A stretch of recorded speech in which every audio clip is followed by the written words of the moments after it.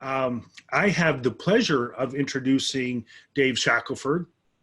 Dave is a mentor and a friend. And what I like about Dave is he's very focused. Some people might say he's too busy, but it's actually because he's very optimized and disciplined about everything he does. And I find that to be exemplary. Dave, as you can read from his bio, has lots of accomplishments and and you can see that he's really kept himself busy and has done quite a bit, both within SANS and through his consulting business, Voodoo Security. But what I want to brag about is SEC 545, the Cloud Security Architecture and Operations course that Dave has authored, because I've had the privilege to teach that course that he's authored to hundreds of students around the world. And for Dave, this course really is a labor of love. And it's no easy feat, because we all know how the cloud is constantly changing. You have large cloud service providers that have armies of people in Scrum teams, or in the case of AWS, 2 pizza teams that are constantly making changes. So that's been quite a Herculean task for Dave to keep making SEC 545 cutting edge, and he's done that quite well. This week, Kyle Dickinson, my buddy, will be teaching SEC 545 for those of you that have had the opportunity to sign up for that class. So without further ado, let's get ready to hear Dave Shackleford. It's always a treat for me. I learn something every time I get a chance to hear him talk, and I know you will too. Awesome. Thanks, Ken. And it's always fun hearing people introduce you, because you're like, well, what are they going to say? You know, what are the kinds of things that they're thinking about talking about? Well, you know, all things considered, I mean, guys, I think this cloud thing's a fad. It's probably going to fade out in a couple of years. But until then, you know, we'll just have to keep on keeping on. All right, all kidding aside, thanks for having me. Welcome back. Really excited to be able to kick things off today. And we have another awesome day of talks ahead of us. So I'm going to be the first person to, you know, sort of get things moving for the day. And I sort of experimented with this one, right? So I do lots of talks. I mean, you know, I've hung out probably with, you know, just about every major conference, you know, certainly over the last decade or two, and you know, done various things. And you know, some talks, you really get sort of fixated on a technical area, or some talks you have a specific area of research. And one of the things I was sort of looking at this talk and asking myself, well, where do I want to go with this, right? Like, what are the kinds of things that I want to just chat about and hang out with you guys and talk shop about? And what I decided to do was, you know, really just go back a bit and say, you know, what have we seen out there? Like, what's the stuff that's really sort of cropping up and bubbling up? And, you know, to talk about the things we've learned from those types of issues. Now, here, talking about things like incidents, I just want to emphasize, this isn't all breaches. This isn't all, you know, catastrophic scenarios where, you know, either data was exposed or, you know, cloud providers had issues. It's sort of the whole bag, because I think there's just a lot of lessons learned. I'll tell you, coming out of yesterday, I really enjoyed some of the presentations, and really all the presentations that folks gave yesterday. And there were some really interesting themes from that. For those of you that were around yesterday and saw those presentations, that I think are going to be interwoven throughout my discussion here, because when I sort of looked at this, I said, okay, we've got some new problems, right? Let's just get that out on the table. There are definitely some new issues cropping up, and the cloud, you know, is sort of part of that, right? I mean, let's just get it out there. The cloud has new surface area. There's new things that we have to take into account. You know, we've seen cloud use just blow up in the past 10 years. And I will speak for myself, right? So I for a long time at SANS, I was sort of that guy, you know, shaking his fist and going, you know, cloud is a thing, right? I was like the cloud guy. And no, thank goodness I'm joined by other awesome folks like Ken and Kyle and Chris Ferris, like folks that are obviously also cloud people and get it. And, you know, obviously here we are today, and the cloud is a thing. But I remember years ago when I was running some of the early cloud classes at SANS, and I distinctly recall students coming to class, and we're hanging out, we're talking shop, and there were a bunch of folks in class that were either skeptical that the cloud was going to stick at all, or they were sort of like, well, you know, we'll just see how this is going to go, blah, blah, blah. And I think today we've realized that, you know, to sort of counter my original sarcastic remark, I mean, there is no going back, right? I mean, software-defined infrastructure hosted elsewhere is here to stay, and I don't see a lot of that getting reeled back in. Now, I think there are use cases for that, certainly, depending on whether people just did it wrong or rushed there and didn't, you know, really think it through. But I think for the most part, if we look 5 years down the road, everybody's going to be using cloud in some way, and I think you're going to see certain organizations that are definitively moving most of their infrastructure in that direction if they haven't already gotten it there. And this whole cloud first concept, you know, there's a lot of, you know, sort of politics and weight behind that, of course, and that's not the point. But, you know, to bring us back to reality, because of that exponential growth, and we've seen this consistently with every other technology shift in the world, the attackers figure it out, right? They follow.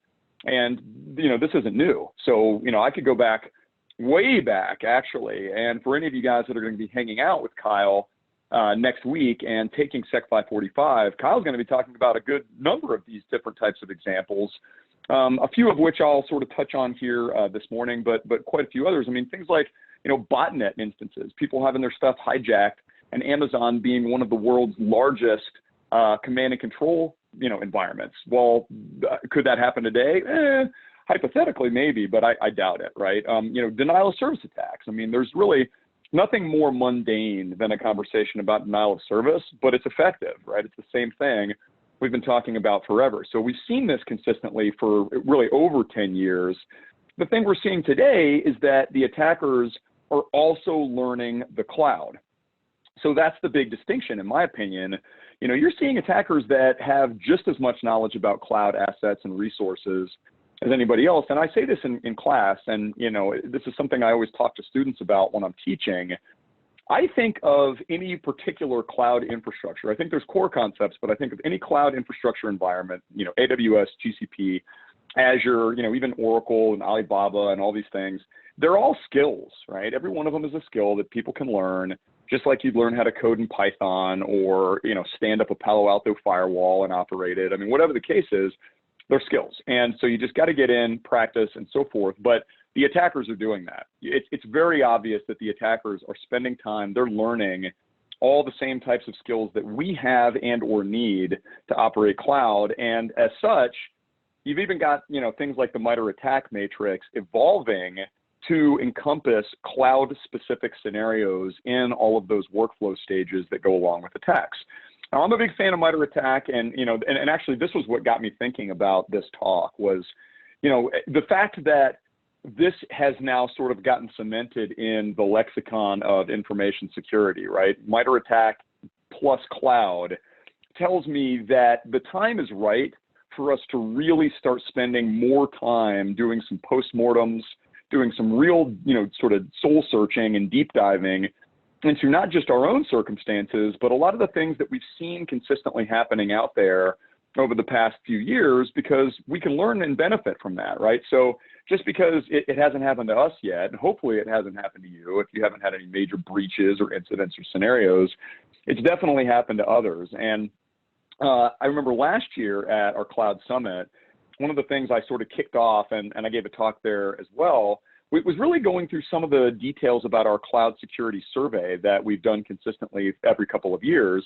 And you know, the question I always ask is, well, what are you really seeing, right? I think it's great to talk hypotheticals, and we always do in the realm of security, but what has actually manifested out there? And off the top of my head, I can't recall the numbers. By the way, that stuff is all completely available on the SANS site for free if any of you guys want to go dig it up.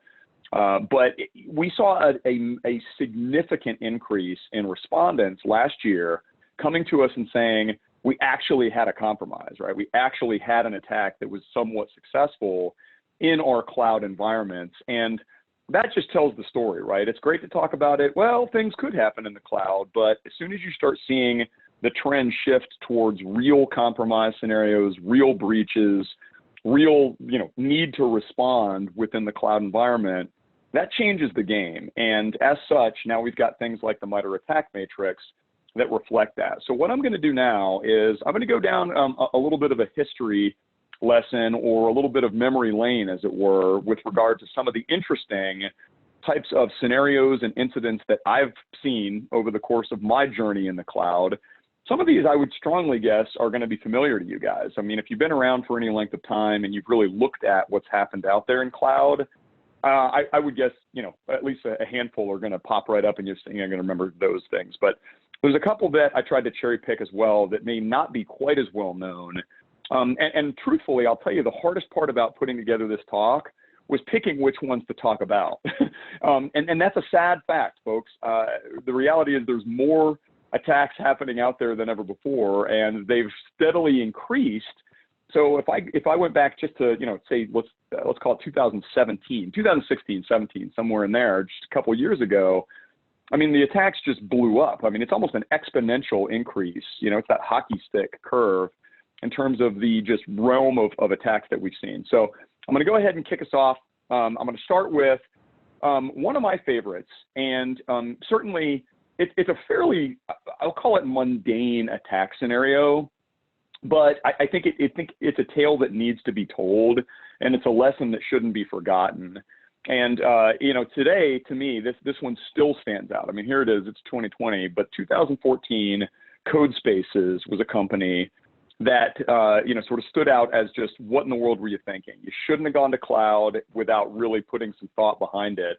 And for those of you that don't know the story here, again, this is ancient history in the realm of technology now. These guys ran all of their technology in AWS, which, as we said, isn't that surprising, but they were sort of a, you know, code repository, workflow, pipeline, you know, type of service that they operated. And all of their customers' accounts were held within the AWS infrastructure. But alas, they also kept all of their backups there. Everything was right there, sort of centrally stored within the context of one account. And lo and behold, their master sort of, you know, AWS account got hijacked. And if you sort of look at what happened and how this whole thing unfolded, I mean, from everything that we heard, I mean, a lot of this stuff is second, sort of second and third levels of hearsay. But what ultimately seemed to shake out is that, sure enough, they got sent a ransom notification. You know, the attacker got in and said, hey, you know, unless you send XYZ number of Bitcoin or what have you at the time to me, I'm going to cause trouble for you. And, you know, we all know the prevailing wisdom of this. You're never supposed to pay.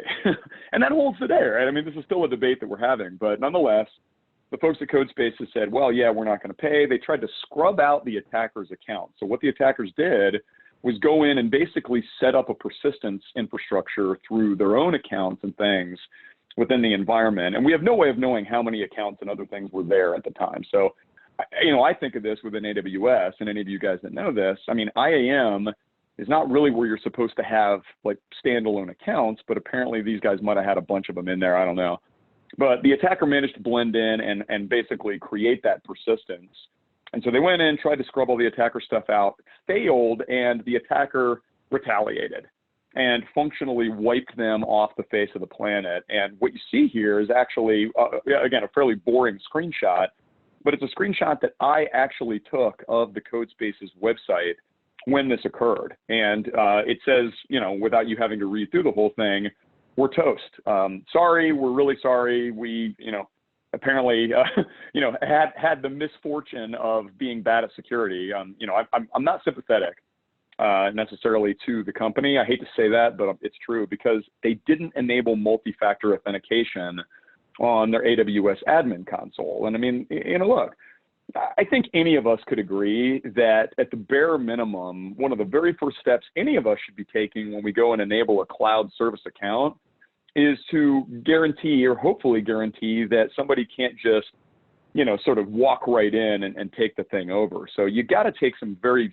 simple steps right out of the gate. And these guys didn't even do that. They were operating their entire business in, you know, the equivalent of a very exposed warehouse that didn't have doors on it. And so it was really a pathetic attempt. And I think, again, it goes back as one of those examples where if you ever have an executive or even an end user responsible for something related to cloud that argues about enabling multi-factor, this is always your example. It's just that easy. It does happen. It will happen. I can guarantee you if you go put a bunch of stuff in the cloud and don't protect it, somebody's going to come along and they're going to find it. So what I wanted to do, and this is sort of how I broke down the rest of this talk, is in looking at some of these different attack scenarios or just sort of incident type scenarios that we've seen in the cloud, I wanted to look at these different aspects of the MITRE ATT&CK for cloud and sort of say, well, what happened here? And so looking at this one, I mean, I struggled with the whole idea of a valid account at the initial access model, because they didn't have a valid account, but they brute forced one. So that is, in fact, the means by which they got access. They basically just brute forced their way in, and then, hey, they found a valid account. So I sort of took liberties with that one. But, at that point, in terms of persistence, they created their own accounts. At this point, they definitely had valid accounts. They also manipulated the AWS account to suit themselves, because the account that they took over had privileges. Again, they didn't have to necessarily escalate privileges because they already had those. And then, again, they made sure they had redundant access with these valid accounts. They, again, used brute force and account manipulation. You're getting the theme here, right? It's all about accounts. The entire attack is functionally about accounts. And so they found other accounts within the environment. They got access to the cloud services dashboard, discovered other services, of course, which was all of the CodeSpace's tools and assets. And then, the impact of this thing, ultimately, they hijacked all of those resources. Whatever the privilege level they gained by getting in, it was enough to do irrecoverable damage.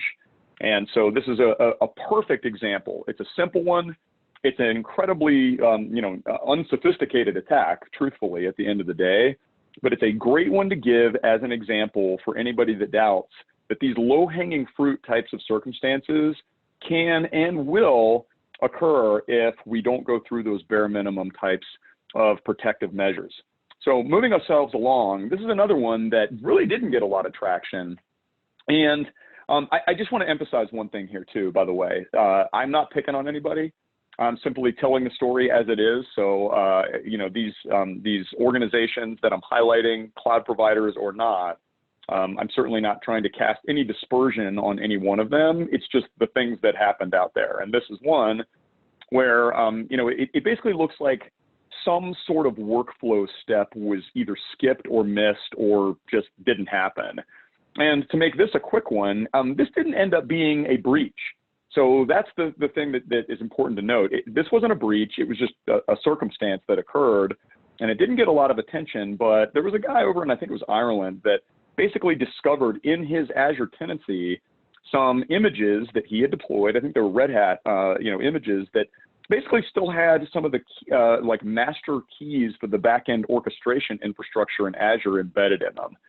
And this is one of those cases where it's very tempting here today to, sort of say to yourself, well, there's no way these large mature providers are going to have those kinds of problems. They're not going to make simple configuration mistakes. They're not going to miss, privileged access keys or tokens or credentials being, sort of left in things available through their marketplace. But stuff happens.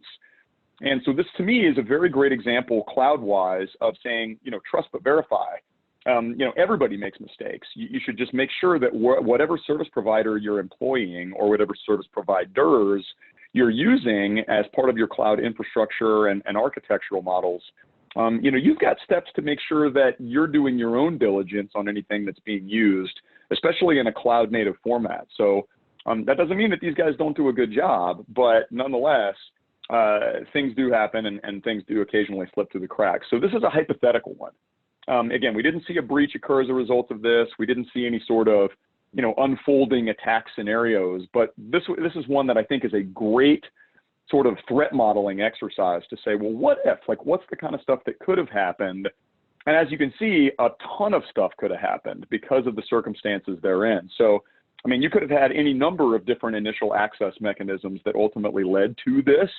So, in other words, you have to make the assumption somebody gets into the cloud and gets access to, let's say, an Azure VM that has these keys embedded into them. But once they've got that, hypothetically, they could start wreaking havoc throughout at least some of the environment. And so you see the ability to potentially manipulate accounts. You see the ability to set up, redundant access, maybe revert instances. potentially set things up in different regions. Because again, the presumption here is they've got some sort of privileged level of control executed through those instances that maybe talks to other services across the Azure fabric. They could possibly talk to metadata, APIs.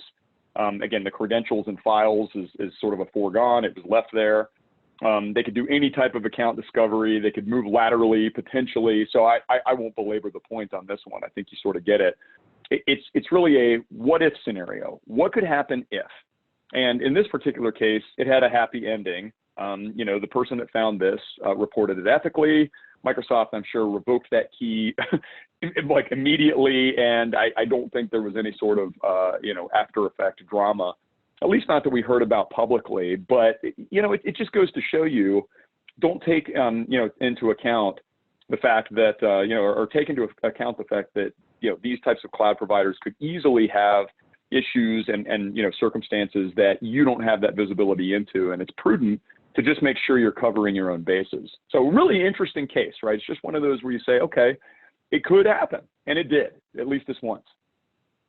So let's talk about some stuff that actually shook out, and this is another one that I didn't hear about any definitive sort of fallout, and frankly, I was waiting for it, and I think perhaps some of us in the industry were waiting for this, but as I'm sure you guys are well aware, there's a huge number of services out there that fall into the brokering category. And I think you could extrapolate a CDN like Cloudflare into, CASBs. You could talk about things like identity providers. I mean, now you've got SASE services and just this sort of broad range of different brokered mechanisms to facilitate cloud use and or protective measures. And what I've always said all along is that, when you enable or facilitate some form of brokering, especially brokering of sensitive transactions and traffic and communications, you really are placing an inordinate amount of trust in that brokering service itself. So in other words, if I'm using, Okta and I'm, using them as my core IDP, I'm, federating all of my stuff to them. What happens if they get popped? Well, you probably have problems. Everybody probably has problems. And I think the same thing could be said for Cloudflare or any of those guys too. So this happened, right? In other words, I laugh about this case, and it's a pretty funny one, just in the way it unfolded. Now, I don't know how it was. It's not like I sit in front of Twitter all day long. But I happened to actually be sitting in front of Twitter when this started to unfold.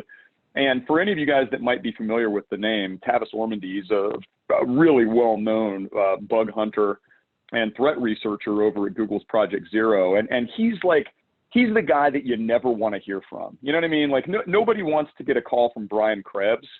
I mean, honestly, Brian Krebs on line one for you, sir. That's actually bad news. Same thing with Tavis Ormandy. He's never calling for anything good. And that's exactly what happened on Twitter. He pops up and goes, hey, does anybody have a contact in the security team at Cloudflare? At which point, I'm quite sure the Cloudflare team was somewhat dismayed. But they responded admirably. And actually, they got some kudos from Tavis afterward, which never happens, by the way. And he said, hey, they actually really were super upfront about it all, worked hard to fix this with me and so on. But they had a memory bug. They had a memory spray that was essentially just leaking all manner of content out onto the internet, and that could be anything. So, we're back to Heartbleed and all of those different types of situations. In fact, some people dubbed this cloud bleed, which was just incredibly annoying because we do not have to name all of these bugs, but hey, whatever. They came out and they fixed their stuff, but it just shows you, anytime you're basically terminating connections and recreating them through a brokering service of any sort, you potentially have an opportunity for real big issues to ensue. So again, a hypothetical here. What does this come down to? Well, again, I would say the public-facing application in this case is the broker themselves. And so that was really the only initial access that I felt I could comfortably couch here as far as part of the incident elements. And then ultimately, it's a what if, right? So you've got maybe app access tokens that are being exposed. I mean, hypothetically, I guess you could have said web session cookies and things were part of that too.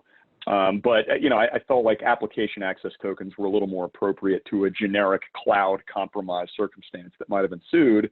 Looking for credentials that were exposed, maybe application access tokens were also exposed, things that were basically presented as a result of this. And then it's a matter of what you do. You use those for things like lateral movement. Hypothetically, again, you might have like email exposure here that you then used as, a means of collecting assets for further types of attack scenarios, and then use some of this stuff to potentially, again, resource hijack, whatever the things that were exposed were. So didn't hear about any of that. So again, if it happened on the DL. And so we will really never find out whether that was something that, turned out to be a big issue or not. But I thought it was interesting nonetheless. So, I could spend the entire talk talking about S3, but I don't think anybody wants that. At this point, we all know this story, right? So I'm just going to give a couple quick examples. And there's some just generally horrifying ones. And I'll be honest with you, the one that still just sticks in my craws is the Booz Allen Hamilton.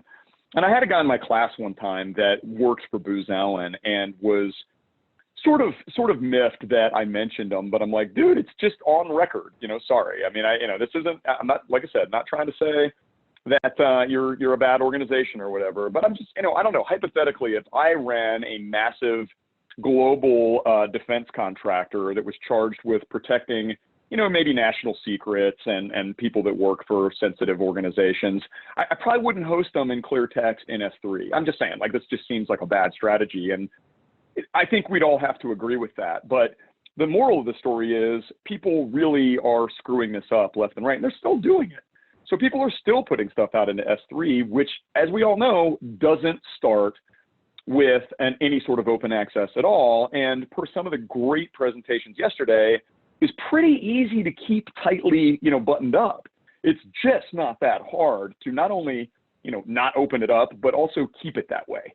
So I think this is just still the astonishing thing that, again, it's the gift that keeps on leaking.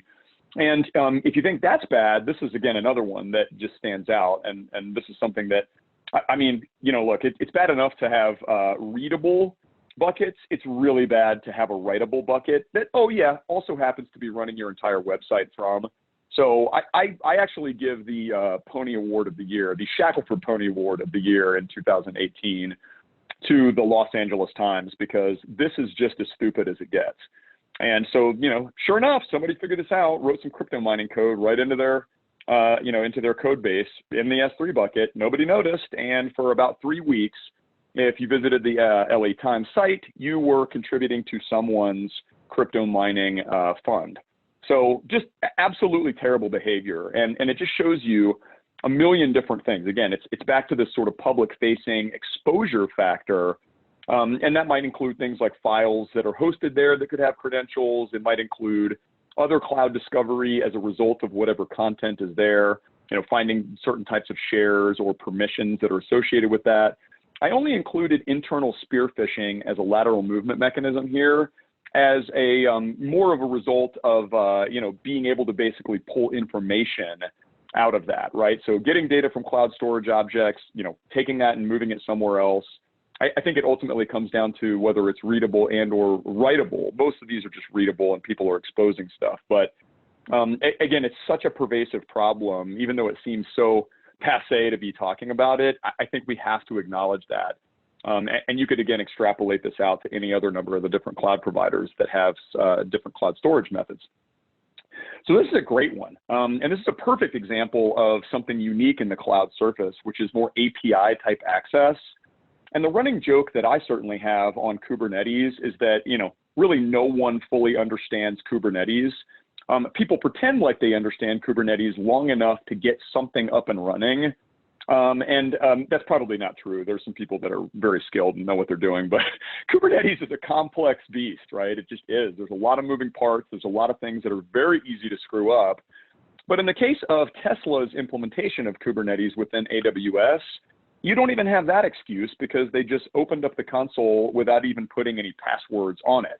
So that's just ridiculous. I mean, again, I could understand if you had like a pod deployment config that was subtly wrong, or you didn't have the right access policies in one place or another on the internal side. But if you just got this thing exposed to the internet entirely and have chosen not to password protect it, well, that's sort of bad. And ultimately what the attacker did was get in initially through here, and upon investigating some of their pod configs, discovered some embedded AWS API keys. So here we're starting to see a much more cloud-centric and cloud-native hack scenario where they leveraged those keys and went off and spun up some completely distinct pods of their own elsewhere and were doing crypto mining.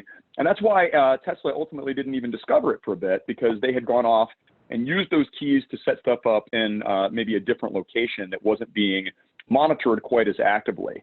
So off we go. Here we are again. Again, the public-facing application, I'll tell you, as a pen tester, it's just so easy to exploit things that don't have credentials. Not too difficult there. There's a trusted relationship. Once you're in, you're controlling Kubernetes, which is essentially the master controller for distinct sort of worker nodes and pod configs and so forth. You can manipulate the account through those API keys that were discovered. You could implant your own container image, which is exactly what they did to start facilitating their crypto mining. You've got redundant access because they set things up elsewhere. They leveraged some of the metadata and other APIs within the environment. Again, they found those credentials, found some different account access, used cloud service discovery to, again, go put things in different places within AWS. And then, of course, again, transferred data. Well, they transferred funds, I guess, that were being mined through those instances and so forth. And, of course, I think resource hijacking is definitely, I think it ended up costing Tesla like 50 or 60 grand in processing. Now, look, I guess if you're Elon Musk, 50 or 60 grand, you're maybe not paying attention to. But I think for the rest of us, we would probably, hopefully, notice that happening long before it ultimately shook out. So, a great example, again, just one of those really interesting ones that falls squarely into it's specific to the cloud. Now, this is some examples that, you really aren't very well known. It's interesting to me. They happened back in 2019. And so this is not really, it's within the past year. And these are just a few of the examples. There's been a couple other ones. But what I was kind of looking for here was that secondary or even tertiary ripple effect of supply chain elements being disrupted for cloud due to interconnectivity and somebody getting attacked in that interconnectivity strategy. And that's exactly what this means. And this is one of the things that I'm sure Kyle's going to be talking about in class next week. I know Ken talks about this all the time. Heck, all of you guys probably end up having these conversations. Cloud is becoming an interwoven fabric, right? It's not just to say, hey, we're in AWS. I mean, a lot of you guys have, dozens, maybe hundreds of cloud provider services that you're making use of, some of which are connected together. Well, what happens if somebody 2 or 3 nodes down has a problem, right? And it's not just the big guys. Like, does anybody really worry about AWS just completely going belly up? I mean, yeah, they got problems, right? And we could talk about those. Same thing with Microsoft, same thing with Google. Any of these sort of major providers, you're not really concerned that they're just going to completely go flat out for long periods of time, hopefully. But the smaller providers, yeah, they could. I sort of jokingly call this the, 2 dudes in a garage as a service. One of them has a problem, maybe you got a problem. So these are just examples of some smaller service providers that were responsible for controlling and administering other cloud infrastructure. They got hit with some ransomware and ended up causing that ripple effect for other cloud services and consumers of those cloud services as well. And, look, ransomware, ransomware is one of those discussions that's tough. It feels like, you're getting mugged in an alley, but it's effective, right? I mean, it just is. And as a result, again, you see all of the types of things that could ultimately happen in an attack like this. And so it's, I think it's really important. This is something that Ken and Kyle in their new Sec 488 class cover extensively, and it's great to do this. They talk a lot about risk assessment. They talk a lot about digging into, sort of the guts of the cloud service providers that you're vetting and employing as your service provider partners, and hopefully getting some sense of what their security looks like, because without that, you're exposed. And so again, you can see that the initial access could have happened in a million different ways in terms of ransomware being, ultimately embedded. And then you've got persistence, basically anything that goes along with ransomware could potentially happen. And so you can see that, yeah, I sort of cherry picked the things I think would be more likely, because ransomware doesn't usually try to do like lateral movement stealthily, right? It's pretty noisy, it's pretty obnoxious. You sort of know exactly what you're dealing with. unfortunately, but it does have a lot of different elements within this sort of MITRE ATT&CK aspect. So this is the one that, you know, again, we could easily have hours of discussion on, and I'll make it quick, because I think by this point, I'm certain that probably everybody at this conference has hopefully heard of this and has probably dug into it a little bit. So I'll keep it pretty high level. But I just want to state that I've met a lot of the folks at Capital One over the years, and quite a few folks both on the security team and cloud teams, and they're really sharp, right? They just are. They're a really sharp group of folks.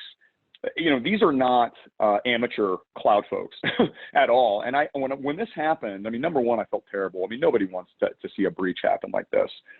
But what I really sort of took away from it was, man, if it can happen to these guys, it could happen to any of us. And so it's a fascinating example of a very specific cloud-oriented attack strategy. And, you know, truthfully, I always wonder, and maybe some of you guys do too, there's a lot of speculation that the attacker here, who I've, you know, snapshotted a couple of her tweets that she sent out, was really unstable mentally. You know, just really had some sort of stability issues, because, I mean, I don't know about you guys, but if I rob a bank, I'm not going to go tweet about it.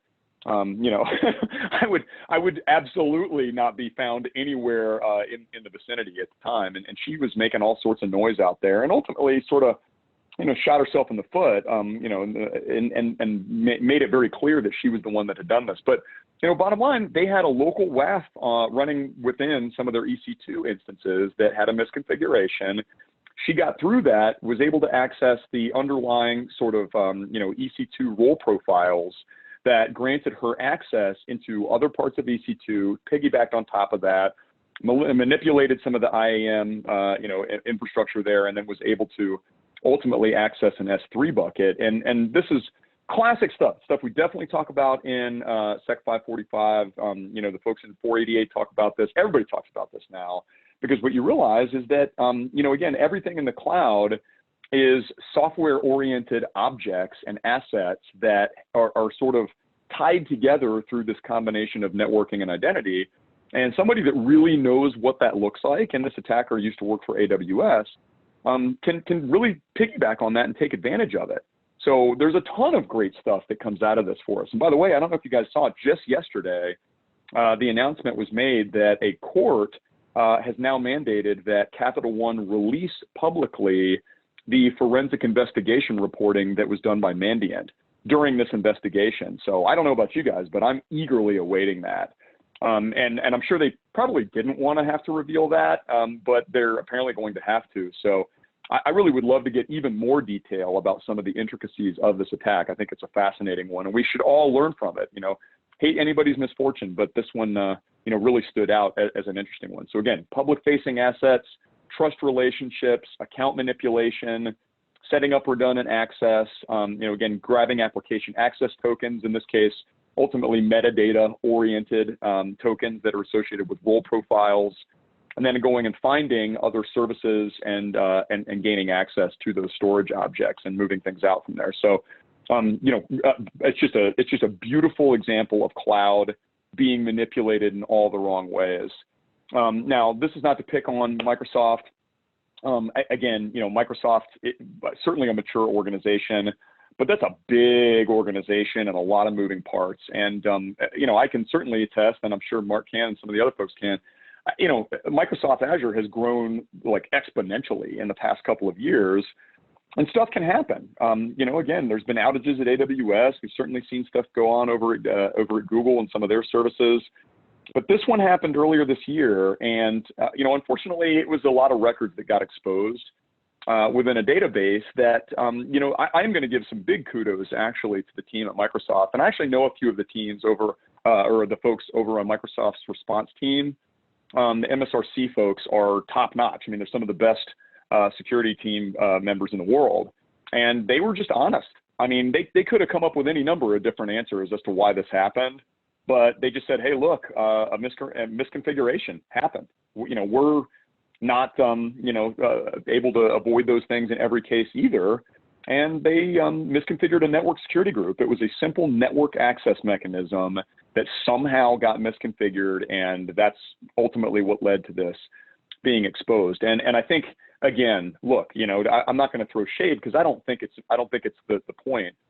Stuff can happen and does happen. And if we look at those exposure elements, you know, again, this was now publicly exposed when it, you know, wasn't intended to be. And ultimately that was used for cloud service discovery. You know, again, based on the fact that this was a customer support database, you know, there's a lot of user information and support case information there that if I'm the attacker and I come and get a hold of some of this stuff, there's going to be a bunch of email addresses and other content there. And that's a perfect spear phishing opportunity, right? To send somebody a follow-up support case that has all the appropriate details. And so, you know, that's one of those things where, yeah, emails actually are a part of this one. And so you have to look at this multifaceted strategy that any attacker might have.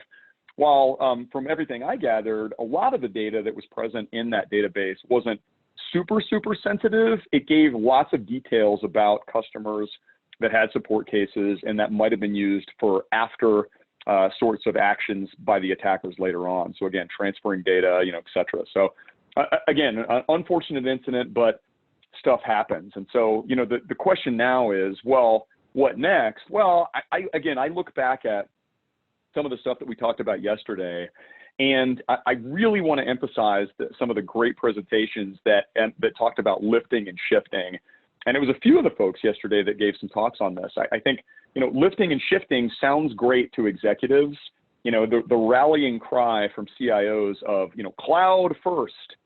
Well, hang on there, guy, you know, or ma'am, you know, whatever. Let's talk about what that means, because lifting and shifting is almost, in my experience, invariably a bad idea. People do it, but, you know, you're just bringing your dirty laundry into a new place. And if you don't understand the infrastructure you're building it in or moving it to, you're going to have problems. We saw some great presentations around threat hunting and red teaming, and there's a lot of surface area to attack. There's lots of new tools being developed. We have a brand new class at SANS on cloud pen testing by Moses Frost. You know, 5-7 years ago, you couldn't have had that kind of class. Well, here we are, right? Again, there's a lot to look at, a lot of things we're learning. And I hate to say it, but so much of this comes back to configuration. And that's maybe the point, is that, you know, you look at, you know, we have configuration problems, the cloud providers have configuration problems. The conflux of that is just a potential sort of hot mess for any and all of us. And really most of the issues out there aren't the cloud providers. I hate to say it this way, but it's, you know, we're our own worst enemy in a lot of these cases. And we move too fast to build things in environments we don't understand. And, you know, the good news for all of us that are hanging out here, I always tell my classes this, I'm like, look, it sounds like doom and gloom all over the place, but you, my friends, have chosen a phenomenal career path because you will be very, very busy. And that is the end of my presentation.